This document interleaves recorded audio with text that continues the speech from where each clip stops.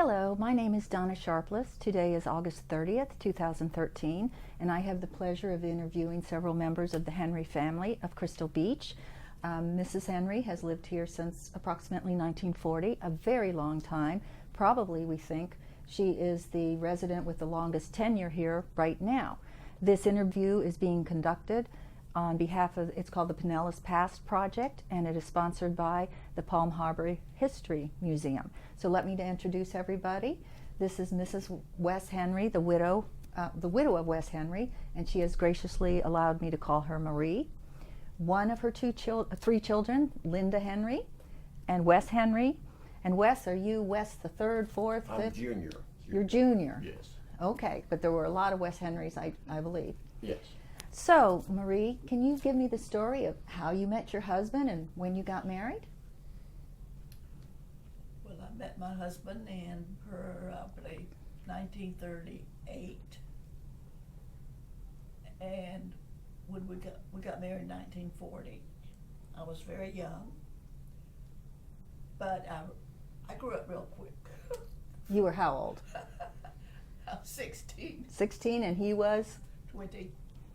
He graduated from high school at 39, and we got married in 40. And we were together almost 70 years, like 3 months.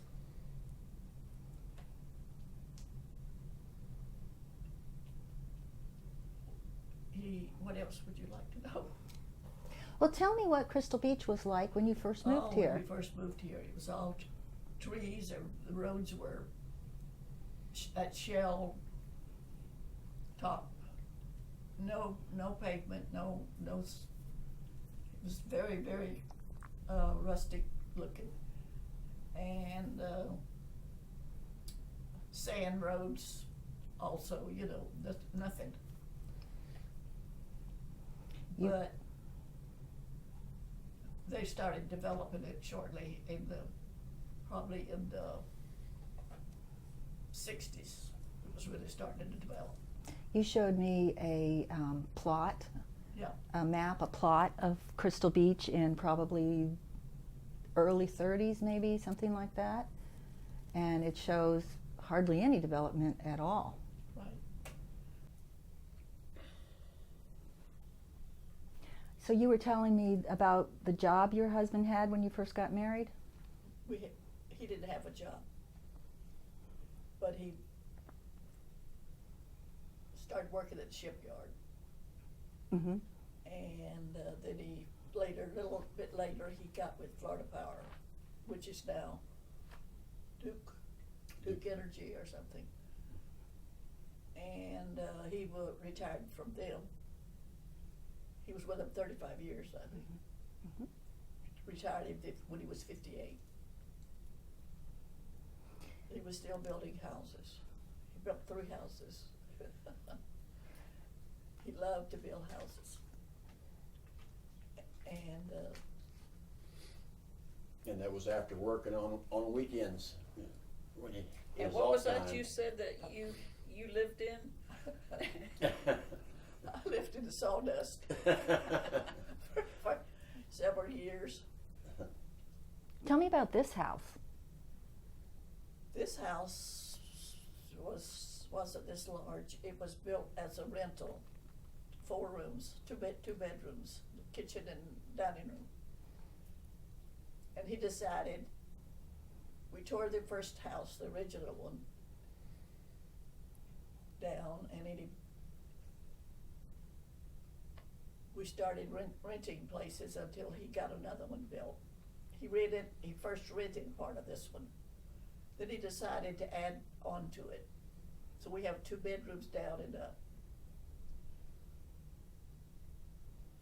Yeah, the kitchen area and the part that's off camera back there, that was the original cottage, if you will, but Mm-hmm.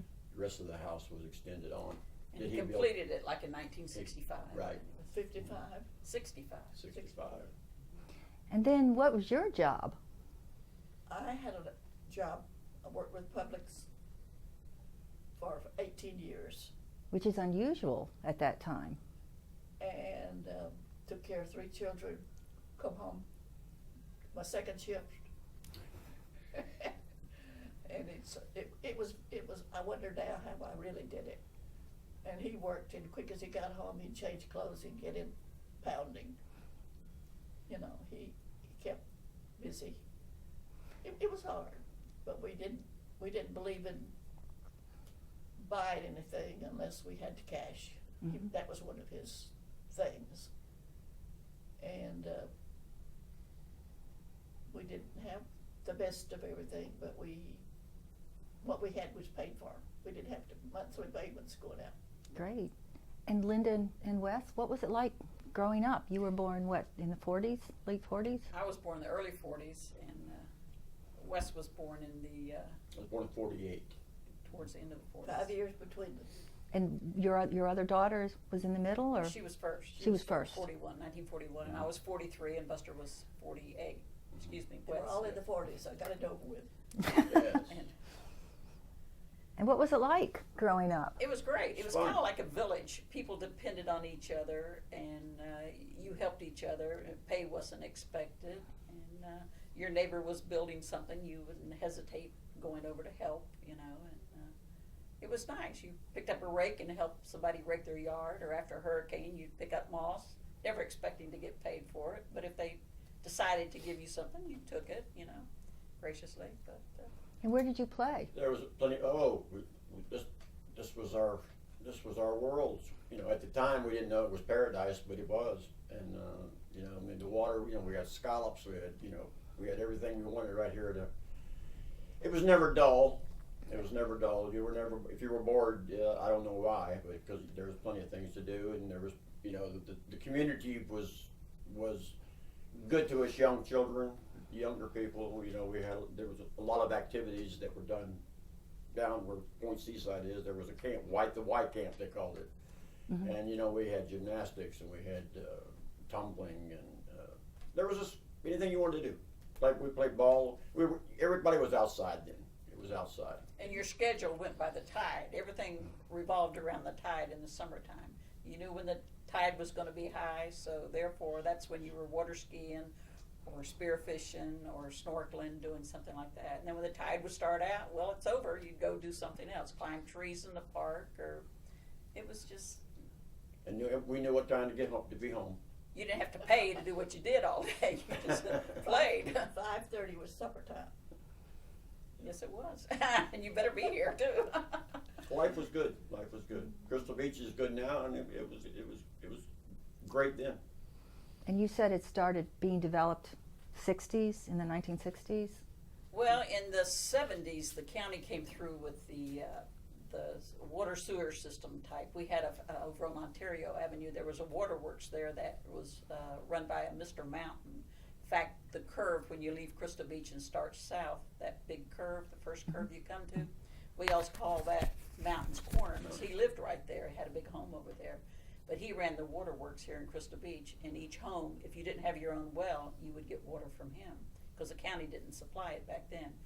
And a lot of your property that's developed in the south end now is due to the fact that those lots wouldn't pass PERT tests back in those days with septic tanks because of the drain field and the low elevation of the land. So when the sewer came in, those lots could be sold, and houses sprung up everywhere then. But that's why your north end of the community is more developed than the south end. Interesting. Now, the building that is just up the street next to the post office, tell me about what it used to be. Well, that was Mr. and Mrs. Crum. They lived there, and they lived upstairs, and they had a young daughter, Judy, and she was disabled, and she passed away young. But they had the store downstairs. They had, you know, it was like a sundry store, you know. And they had 2 gas pumps, and that was our hangout. They were wonderful to us kids, and it was just. That was the meeting place. It was just a place to go. And They were allowed so much a week to buy garbage. Like a How nickel much? a day, something like Like a that. nickel a day? A popsicle for a nickel or something. if you could find Coke bottles, then you're good. But see, I got a paper route, so I got I a had a little more paper route. cash in my pocket then. So No, there was a lot of things to do. I mean, you know, by today's standards, maybe that sounds a little boring, but it was fun. It was fun. And We had she a lot had of to fun. explore everything when, you know, when she was a child. I mean, she'd had to go look at it, figure it out. She was coming home from school, from the store down Henry Lane, where they were paving that area in there with that gooky black tar. Mhm. She had on a real cute little white dress. Well, she just stopped and had to explore everything, and she somehow got it all over her dress. She came home looking. I had to throw it away. But she was known for that. Well, and then back then also, most people wouldn't realize, other than being told about the trail, that used to be the railroad track. So a parent would have to worry, is my child drowning in the water, or are they on the railroad track?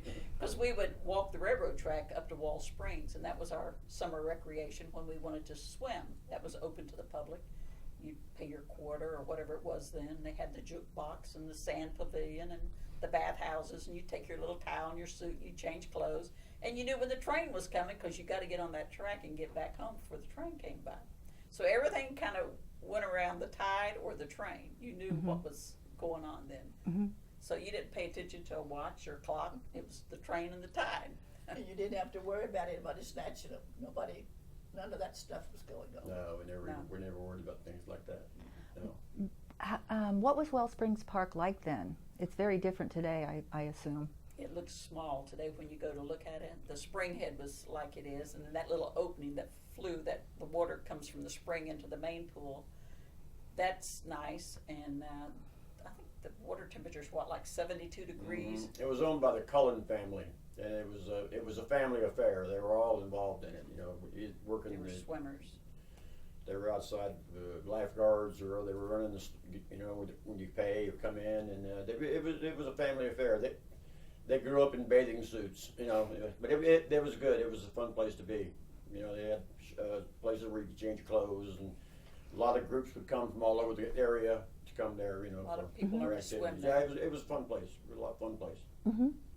Marie, let me ask you another question. Well, not one other.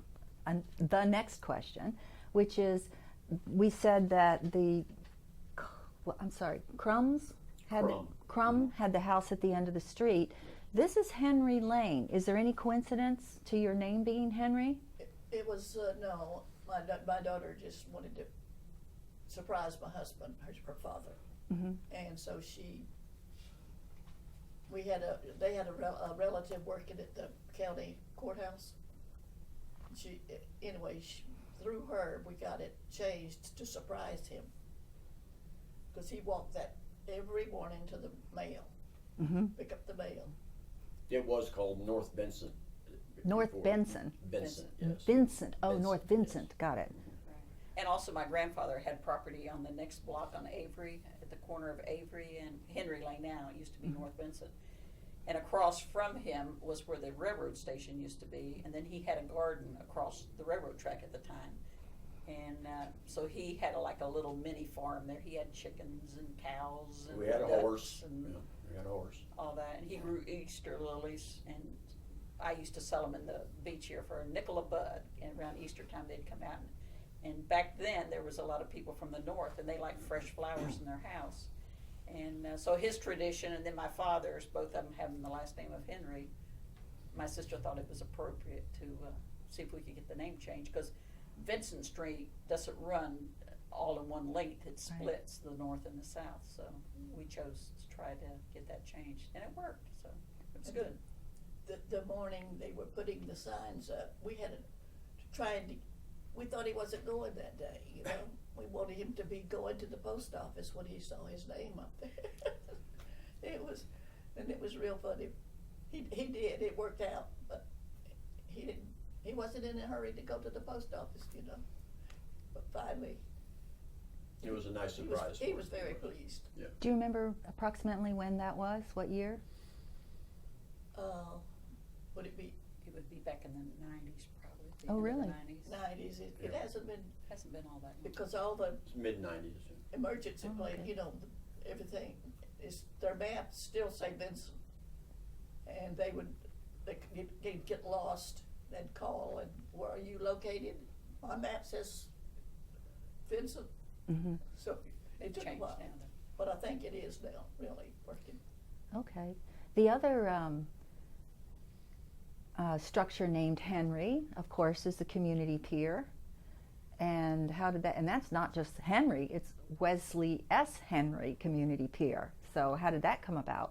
Well, his father, our grandfather, him and some other fellows that lived in the community here. You know, back then, I guess I don't know how the permit thing went and all that, but they decided they want a pier, you know, for fishing and for activities, and they built it. And my father was a participant, and him being the only remaining survivor of that era, they had a nice thing for him. He got to be friends Crystal with Beach. the lady that was president. Mm-hmm. He'd go there every night and sit and talk, and so she decided to. But back in those days, Video. there again, people didn't pay to have the pier put in. It was you volunteered and you had materials, you would loan them. My father worked for the power company, so he was able to get power poles that had already been treated with that, it's a black creosote that they put on them. So that was his resource, you know, to help, and then he'd go down and spend time helping nail the boards on and however, you know. Good. Now, when you say the president, you meant the president of the community association. Right. Okay. And what was your grandfather's name? Spencer. So that's the Wesley S. Spencer Franklin was his name. Okay. And when was the pier built? Oh boy. That was in the 40s. Back in the 40s. 40s. Way back, yeah. It was. And they weren't the only ones that did the work there. There No, were no. other people, but they've passed on. It was called the public pier. I mean, everybody used it. Like it is now. It was a public pier for everybody came. You know.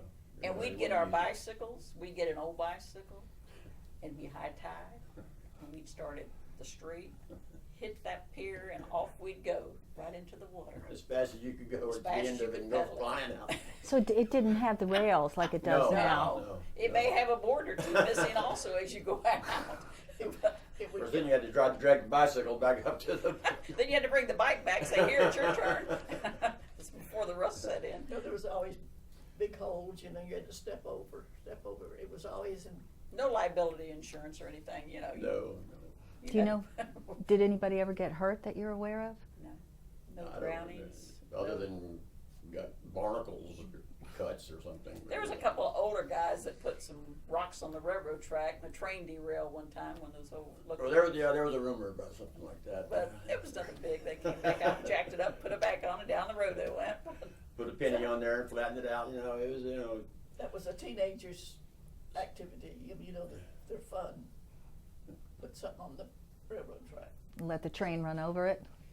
And we love those flares, like the railroad, maybe they're running ahead or behind it. It means something to them, those red flares, and they'd throw them out on the edge of the track. And so we thought, we'd like one of those. So we'd get candy bars together, and we'd go down and we'd trade candy bars with the trainmen, and they'd give us a flare. Then we'd go down to the water, and we'd stick that flare, and then just light it and let it go, you know, all night long. But it was fun back then. It was good. we waved at a lot of engineers, and they always waved back. And then one night, my brother and he had a friend over, and my father came home from work late, and there was a bad storm, and it had knocked a pole over on the track. And the train was there again, you knew when the train was coming. And so my dad came home, and he got my brother and his friend. We were coming home from a basketball game in Tarpon Springs, where we went to high school, and we came in the back way, Sage Road and around, and we saw a pole over the tracks, and it was a real windy, like a tropical storm night. And we came. I told my dad, and I can't remember all the specifics, but I remember the night. But because a lot of things happened fast, but we did get the train to stop before it hit that, so they could get that pole removed. So hopefully we avoided tragedy. I think y'all had flashlights, and you went to the Yeah, curb. we stopped that. We stopped that train. We If stopped. not, there would have been a tragic Yeah, that accident. could have been you know. bad. Yeah, that could have been bad. So, I know you have, let me ask you this. What is the worst storm, the worst weather event in your, You mean hurricane? could it be a hurricane, most likely, since we're in Florida? Any really bad weather storms? Hurricane Donna, Donna was the one. that was like 61. And what was strange is, see, my father, he worked for the power company. Well, he was never home. So he had to go in and go to work because back then he was the lineman and they'd have to go out in the night to restore electricity. So we learned to kind of do for yourself while he was away. We wouldn't see him for 2 or 3 days because they didn't have shifts like they do now. I mean, you worked till you're done, you know, so he'd be a crawler, you know, that's the way it was. They didn't have the buckets down that lift you up there. He had to climb up with the spikes. Oh my gosh. Yeah, it was tough. But that was a bad storm. And it seems like that's the one that sticks in our mind. That's yeah, definitely. But the worst, I think, was back in 1921, which we weren't here then, but when the Caladesi and Honeymoon Island split, the storm was bad. and it That's when came in there. Hurricane Pass was developed there in Caladesi. Oh, that's where the Yeah. name came from. Yes. Okay. So it was all one strip, and then that hurricane just forced it right through. Right. Wow. But the sand shifted. And there was always piers. The piers would be all torn out when a bad storm came through. Mm-hmm. But there again, everybody chipped in. You know, dollar wasn't even brought up. It was your time is what mattered. The Did- village came together and worked together. We'd go around and clean up people's yards and, you know, make a couple bucks. But, you know, had to be done. Did any homes flood? I can't remember anything catastrophic. Now, because see, remember back then, Donna was back in the 50s, It it was must like have been. 61, somewhere there. A lot of that property you couldn't build on down there because it was low and it Mhm. wouldn't pass the perk test. So therefore, there was a lot of vacant land. But then, there again, when the sewer system came in and people could build on that, that's now the no-name storm, I think they had a few years back, Mhm. that did some damage. Mhm. But I'm sure the water was higher in Donna era, but no homes were built on it. It would be a different story now. Much You've different. heard of the no-name storm? Oh, yes. Yeah. It was, But please describe it because maybe not everybody who possibly might watch this knows about it. It was like 12, 15 years ago. it was terrible. It came right through on the North Mayo Street, Mhm. the homes over. It came right through their living rooms, right into that canal over there. But then they say it went out when tide started out. As bad as it was here, the further north you went, the worse it was. Pasco County. All the way up into Baywood Village. all the way up into Big Bend, all the way up to Perry and beyond. And Mhm. some people lost their lives up there. And I mean, there was a lot of property and damage here, but I can't remember if there was any Yeah, loss we've of never life. had a direct hit. Charlie would have been our closest, but Yeah, it Charlie, yeah, turns yeah, down below St. Pete. Yes. Back in the 20s, they're very danger. You know, a lot of people was killed. Mm-hmm. And now, if you notice, north of Honeymoon Island, they have those rookeries that are out there. The sand. Right, right. You think, gee, where'd that sand come from? How'd it get there? Well, they nourish the beaches down south, Reddington Beach, all the way down. Well, then they get storms, and the current picks it up, I'm sure, and it brings it up here. So we may have a causeway one day to Anclote, connect Clearwater Beach. Who knows? And plus, that'll help us with our storm surge with that out there. Well, let me change the topic just slightly. When you were raising your young children, what happened if they got sick? What happened if somebody was seriously injured? What happened if we got sick? Or something fairly serious? What? Well, doctors made house calls, and then you would just drive them to the doctor's. One doctor had an office in his house up in Tarpon Springs. Well, we just drive them up there. My oldest daughter cut her little finger off, and of course they couldn't fix it back then. So we just drove her to the doctor's house and in the hospital, and he finished cutting it off. Wasn't that Dr. Club? Yeah, Dr. Club. but doctors made house calls then too. Mhm. Mm-hmm. And she always had a fever. it wouldn't take much. Everybody would have to call the doctor. But see, back in that era also, people in Crystal Beach would close their house up in about April and they'd go back north because most of your residents had homes up north as well as here. And so it'd be very, very few people left all summer long here. So you had to know somebody that had a car because there again in that era, families had one car. And if my father was at work, which he was that day, my mother had to get a lady a couple blocks down to help with my She sister. just happened to be here to pick up her milk from Mhm. Wes's father had a cow and he would sell the milk. When she was over picking up her milk and she took my daughter to the hospital. To the doctor. Uh-huh. Transportation. I hope she waited and took you back home. Yeah, she did. Yeah. She survived it. Yes, she Well, what did. was it like when you had your children? How did you get to the hospital? Well, neighbors, Same. husband, if he had we didn't have a car for a while. It wasn't easy, but that was what you had to do, and so you just did it. Did you have your Yeah. children at the hospital or did you have a midwife? No, I had a hospital. Clearwater, Morton Plant. We were all delivered by the same doctor, Dr. Sinner, at Morton Plant. Dr. And Sinner, what a great name. Would you believe my daughter, my oldest daughter, was the first, she ended up working in they took the center, the clinic out, and she ended up, they built a bank and everything in there, but anyway, she ended up working for the doctor. He Clearwater Federal was the name of the. He was on the board of directors, and his son was, anyway, she ended up working with the doctor that delivered her. How interesting. It was turned out real funny. Great. Yeah. So you can imagine being in labor and having to go to Clearwater to have your child. And called the neighbor to drive you. Right. Hope they're home. And my husband going up the road to have seafood. That was a little of the greedy. He didn't know what to expect. He didn't know. Oh dear.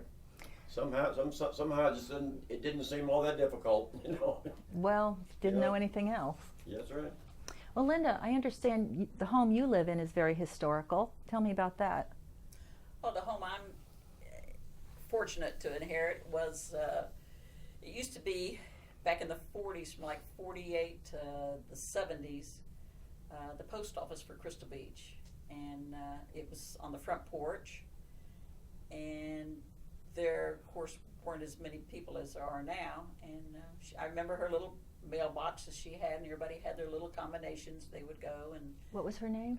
her name was Doral Montgomery. Mm-hmm. She and her husband would take the mail down to throw it on the train and then get the mail that was to be delivered Oh. here in Crystal Beach.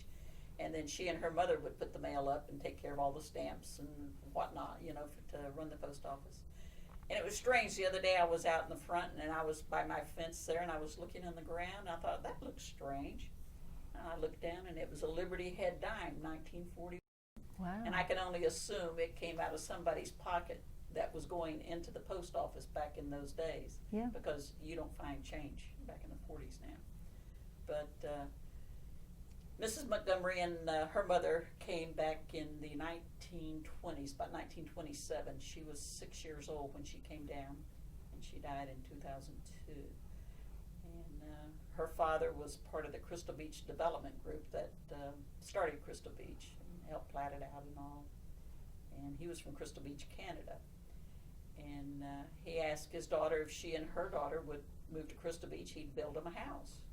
And sure enough, they did, and that's the house I'm living in now. And I'm the first out of the family to live in that home. And it's been a pleasure, and I'm just grateful to it. I feel like it's a museum, and I'm just taking care of it. It's a beautiful home, beautiful home. It's a Beautiful. nice He was very situation. fond of her growing up. Mm-hmm.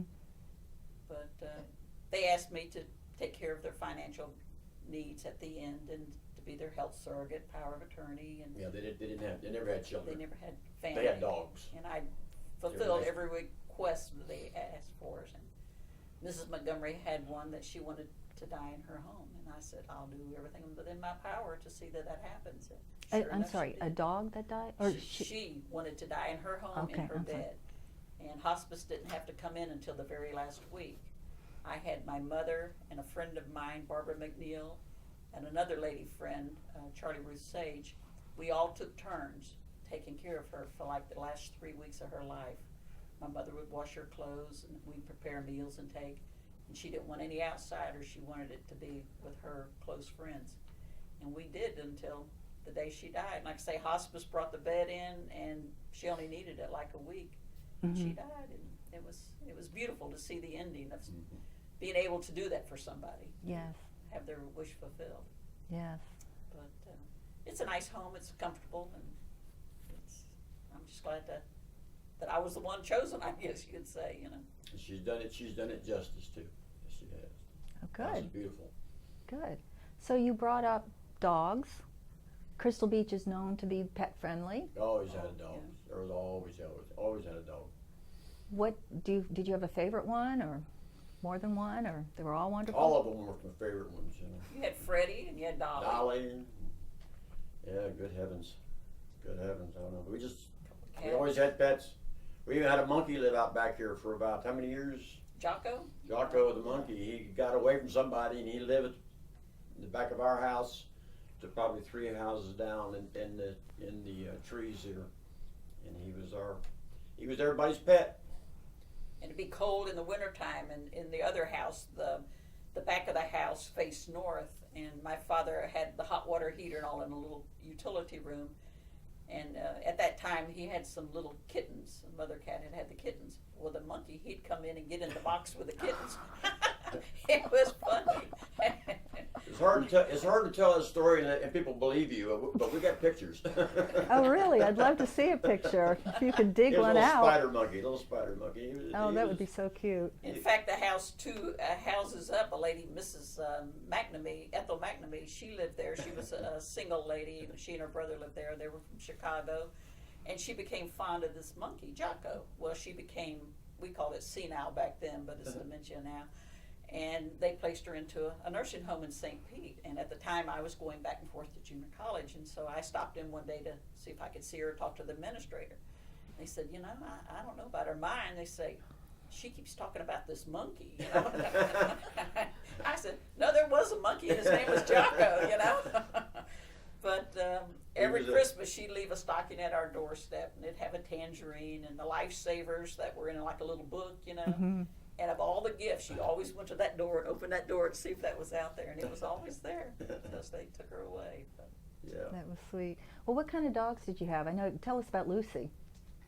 Well, Lucy's she's a beagle mix. I got her up in Georgia.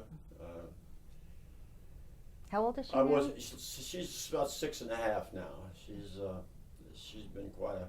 I went through a period there about maybe 9-10 years where I didn't have an animal, and I was kind of surprised by it. You know, they kind of set me up because I was going up to visit her anyway, and they said, we got something we want you to see, and of course it was love at first sight, you know. And so her name was Lucy, and it still is, and she's my baby. You know, I can't live without a dog. Can't live without a dog. Yes, that's right. Do any of you want to take a break, or are you you okay? okay? All right, I'll edit that out. Okay. Okay, let me get to this.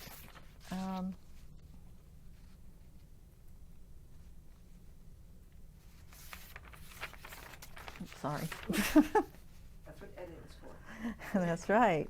Okay, I know that, Marie, I know that you have 3 children. 2 of them are right here. How about grandchildren, great-grandchildren? Oh dear. Great. Really? Yeah. How many? None of mine. I don't know. Is Good there? heavens. It's about 5th generation back, I believe, by now. Oh yeah. At least 5. It's probably 4 or 5 generations. Mm-hmm. Well, you have a son, at least one son? I have 3. You know. Mhm. Well, I have a stepson, but he's my son. You know, he's my son. I had him since he was 4 years old, but he's 40 years old now. He's up in Connecticut. And then I have my son West the third, and then I have a daughter Kristen, and she works at the jail. She was the sheriff's office. Mm-hmm. So they're all doing well, and Do they have children? yeah. Well, my daughter has 2 children, and they live in Clearwater, Mm-hmm. and they're all doing fine. Okay. All doing fine, yeah. And your oldest daughter, how many children does she have? She had two daughters. Just 2. And they have children? Yes. Oh, yes. So Yeah, many. yeah, And they have, yeah. their children have children? The great, oh, yeah. We're going to have twins. One with twins on the We're way. going to be twins. on Oh, wonderful. Christmas. But none of them are in Crystal Beach? No. Or Palm Harbor? Over on the East Coast, Orlando and over around Cocoa Beach, that area over Okay. there. And Okay. in Georgia too, also. Okay. Well, what other memories of Palm Harbor, Crystal Beach? I know it's changed. I know I'm just touching the Ozona, surface. Palm Harbor, Crystal Beach. You know, you go to 1st and 2nd grade in Ozona, and then you went to 3rd through 9th at Palm Harbor, and then 10, 11, 12th in Tarpon Springs. You know, we all went to the same school at different times. But And it was, how many students were in each class oh approximately? Lord, geez, At least 30. 25 to 30. No, I mean each, like what the graduating class. I think I graduated in 1966. I think it was 135. You know, I Tarpon graduated. Springs was the smallest high school in Pinellas County then. Mm-hmm. Now I guess it's. We had 96 in my class. Yeah, I think we had like 61. 135. And what are your fondest memories of high school? Oh, geez. All of it. You were just busy, you know. It's, Playing ball in the band, and just, everything went by so fast then. We had a good time. Had a good time. Mm-hmm. He was always pounding on something. He loved the Yeah, drums. I played drums. I was a drummer. Oh, yeah. He'd still do it today. So Crystal Beach has changed. What was the population, do you think, originally, but when you moved here? Do you know what they call the beach house now? Mm-hmm. Yes. This was like a resort for the wealthy, more like the wealthy people. Mm-hmm. That would be their vacation time. And they would come down and stay here. Then it was about 3 developers that got in, started developing it, you know, Mm-hmm. and it just grew from there. And Well, it started, and then the Depression hit back in the 30s, and Mhm. everything bottomed out. Right. And a The lot of north property was bought for the north taxes. end on Mayo, that was one of the last ones to develop. The north part of There was Mayo? no road. You could go only so far on the road, Mm-hmm. and they gradually added to it. Mm-hmm. And that was in the late 40s, wasn't it? Late 40s when the sage. Right, when they dredged it in. Yeah, behind this home, there was all orange grove. Until And, it then. was all undeveloped. When was the orphanage in what is now the park? About 1930 something, that The started. orphanage. Mhm. I'm asking about the orphanage. Right. The Blue Heron Hotel, and It was called the Blue Heron Hotel when it was an orphanage? they took that building. Oh. And then they got the white haven't camp seen in the the south. picture. There's pictures out somewhere. There's one in the museum. You have? Mhm. In the Palm Harbor Museum, there's a picture of Yeah. all the orphans standing in front of the orphanage. And they'd go over into the park. They all learned how to play musical instruments, whether it's violin or clarinet. They all played an instrument. And They then like had their own cemetery going where they buried the babies. mhm. Is it still there? Are the bodies? You're They- kidding. No. The county made them move, and the people objected, and so they had to remove them. I don't know where they put them. Where they take the babies. Before my time. I don't know. I don't know. But I believe it was over off of Vincent Street in It was, Pennsylvania. it was around where you live. When did the orphanage go away and why? 1959, I think it was disbanded. I was real good friends with a girl that grew up in the orphanage, and And her name? her name was Jane Ann Whitehead. Mm-hmm. And back then, it wasn't that the child didn't have a home, it was times were tough. And a lot of parents couldn't afford their Mhm. children, so they would bring them to the orphanage and then make donations, and they were taken care of. And she didn't realize maybe I shouldn't be telling the story, who her parents was, but it come to find out her mother lived in Dunedin and her father lived in Texas. They divorced. And when the mother was pregnant, and her father moved to Texas and remarried, and he always wanted a little girl. And she always knew that she could have been his little girl, but it never happened that way. She found out later on in years through a relative. But she never got to know her parents or meet them. But through relatives of the Whitehead family, she found that out later on in life. Mm-hmm. And she would always say, she'd say, Linda, your mother was always the prettiest woman I ever knew. Because she didn't have a mother. There was a lady she called Mother Market that she associated with as a mother. But she'd say, I'd go to bed at night, and I just wished I'd have had a mother and a father like you. And I'd say, well, Jane, I used to think about you down there with all those kids having a good time, just doing anything. And I says, and here I am at home and I can't get out. And she says, oh, no, but I'd rather been in your house. So we'd always chit-chat back and forth like that. But she later died, and she was living in Seattle. Her husband had committed suicide, and she asked that I come out to visit her, which I did. And upon my arrival, I didn't realize it at the time, but she had cancer of the throat. And she met me at the airport and had a scarf around. And she says, bring all your old pictures, and which I did, of our childhood. And we sat up all night talking. So finally I says, Jane, I said, take your scarf off, be comfortable. She says, no, Lynn, I can't. She says, I only have a couple weeks to live. I said, oh dear, But she says, I've been yearning for my childhood and just to have you here to talk to me, to tell me, help me remember our past. She says, that means so much to me. Mm-hmm. And I said, well, Janet, there's nothing more that I'm thankful for that I did was to come, because I had to make the time with my schedule, my job and everything. But it was so worthwhile. And I went and we chit-chatted and we had a very nice weekend, came back home, and I had a trip planned tentatively for a couple weeks later to go to California and start a tour up to the state of Washington where she was. So I had planned with her, I'll stop by and see you. I'll check into the hotel in Seattle, rent a car, and come to your house and see you again. So she said, oh, that'd be great. So I was hurrying, we got on the airplane. And when I was on my way to California, I had the funniest feeling come across me. And it was, to me, the spirit of her in me releasing.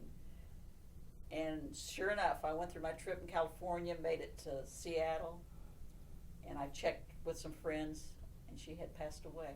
And I timed it back, and it was when I was in the air. Yeah. And it reminds you of the dove letting go, But it just gave me chills thinking about that. Mhm. But and we hadn't seen each other for 25, 30 years. She had her family and was moving on in life and traveled the world with her husband in the military. But it was there at the end. And I had the same scenario with a few other people. And it's just a touching thing, but nobody can experience it but me. But it's just a moment in time. So can you think of a specific childhood memory with her that you would like to tell us? Yes, we would, she had rules and regulations, which I did living in the home here. And so they would say, okay, Jane, you can do thus and so, the ladies that were in charge, if you edge the front. Well, I'd get my father's hatchet and I'd get down there with her and we'd trim that sidewalk, because we wanted to go scalloping. So we had our boyfriends. My boyfriend's last name was O'Connor and hers was Beck at the time. We were like junior high. So we named our little fishery O'Connor and Beck Fisheries. And we'd go out scalloping, no ice chest or nothing. We'd go out scalloping all day, and we'd get through and we'd clean and then pick up crabs, we'd throw the innards overboard and we'd get the crabs, as they'd come to get them, we'd put them in the boat. And then we'd scallop, we'd get quarts of these scallops because they were just real plentiful then. And so we had our little route. We knew who to take them to. And we'd get 40 cents a quart. Oh man, we thought we were making good money. Yeah. but there again, there was no ice in the boat, nothing, but nobody ever got sick. So I don't know what the trick was, but it was fun. We had, Yeah, let's just fun. say, that was our entertainment. That water, it was good. Wes, do We you have any? spent a lot of time on that water, a lot of time at that Crystal Beach. That's the one thing about Crystal Beach is, I tell people, I said, that are familiar with the area, I say, tell me any place between Tarpon Springs and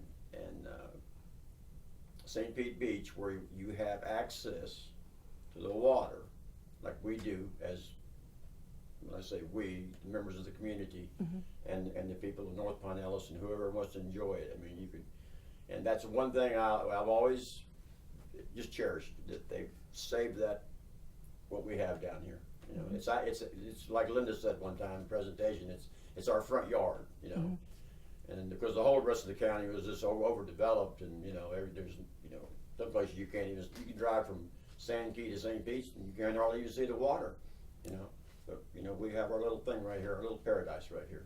Everybody wants to know, where is the beach? Well, it's small, but we like it. Yeah. But they expect, They don't realize it's if Crystal Beach if again. it wasn't for Honeymoon Island, we would have more beach. Pretty. Well, let me ask you this, Marie. What is your greatest accomplishment in your life? In my life. Mm-hmm. Or what would you like to be remembered for? Pardon? What would you like to be remembered for? Understand, when is your 90th birthday? 90th birthday is December. This December. Yes. Well, you had 3 wonderful kids. Well, I'm just thinking how to word it. She's had a busy See, life. well, I've been very blessed to be my children, living to see them grow up. I think they're nice children. And now my grandchildren, and that they're all well and established. And, I think that's a blessing. Mm-hmm. It is. It is a blessing. Our family and our extended family, we're very fortunate. I mean, we don't always say it, but we're very fortunate to have what we have and what we had. So there's really no complaints. Well, you learn to live with what you have, And do you think the community where you grew up played into this at all? Oh, I think it would have to be in the Together. equation. Sure, certainly. I mean, Everybody took care of everybody. Yeah. Nobody ever wanted for anything. yeah. We had good parents who taught us, they taught us morals. And you never They had to worked hard. worry about somebody snatching them and and taking them away like now. The mothers have to go to the school bus pick them up. Mm-hmm. Yes, that's true. But then But you had a good clientele of people living in here, and most of them were retired from the north in professional jobs, and you were like their grandchild or something. And The longer you live in Crystal Beach, I think the more you like it. Mhm. there used to be an old German fella. I called him old because I was young and he was older than me. He'd come down to the pier every night with his cane. His name was Mr. Jurgensen, and he knew everything about astrology. And he'd sit down there. That's before street lights. And he'd sit at the bench at the end of that pier then, and he had this cane. And I guess I was the only child that was interested. Everybody else was doing other things. But he could sit there and point to the constellations and the stars and tell you everything about them. And one night, I'll never forget, because I do it today, and a lot of people don't realize it, about the moon. That when the moon's in the east and it's starting to come up, the tide's coming in. When it's overhead, it's high tide. And then when the moon starts to set, the tide's going out. And when you think about it, it's true, because it's 6 hours in, it's high tide, 6 hours out, and then under the globe, it's the same thing, 6 hours and 6 hours, and here it comes again. Then it adjusts every day by 50-something minutes. Right. But I was just a little towhead then, but I can remember the conversation and the man, and he was real grumpy like, but if he liked you, he liked you, And he'd play opera music on Sunday afternoons in the whole beach, because he was hard to hear. You could just hear it everywhere, for about an hour. He lived right next to where you live.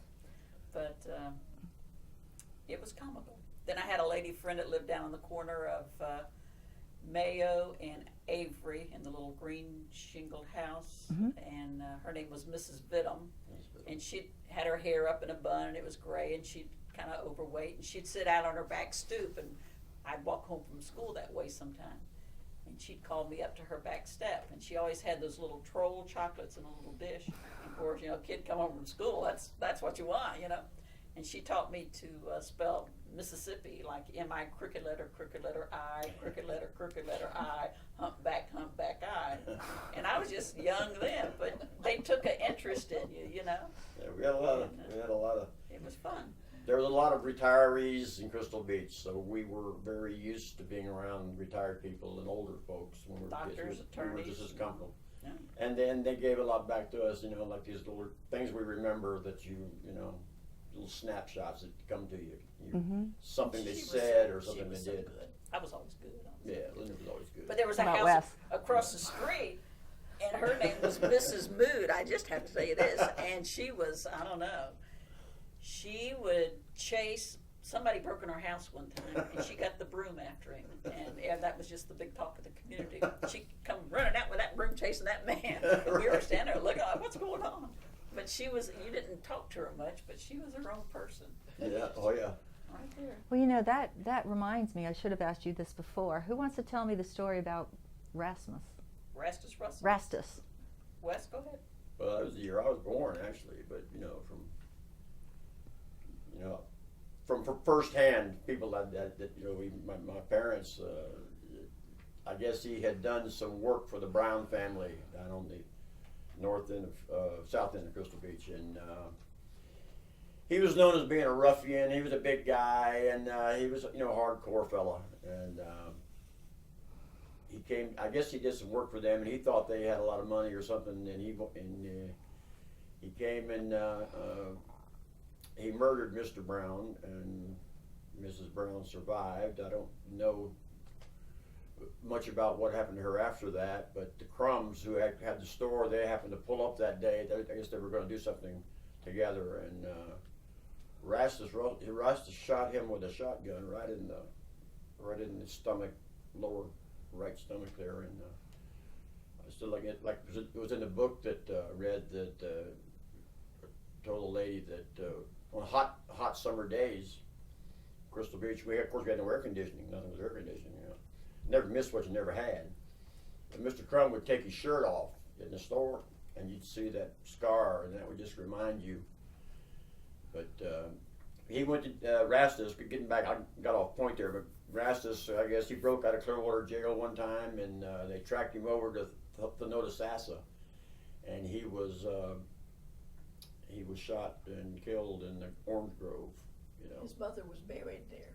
He went back to his mother's grave. Yeah. But he escaped from the jail many times, and Yeah. one of the times they set him up with some friends to go scalloping out in St. Joseph Sound out here off of Ozona, and it was low tide. And if you've ever been out at low tide, you're not going to get very far if you try to run.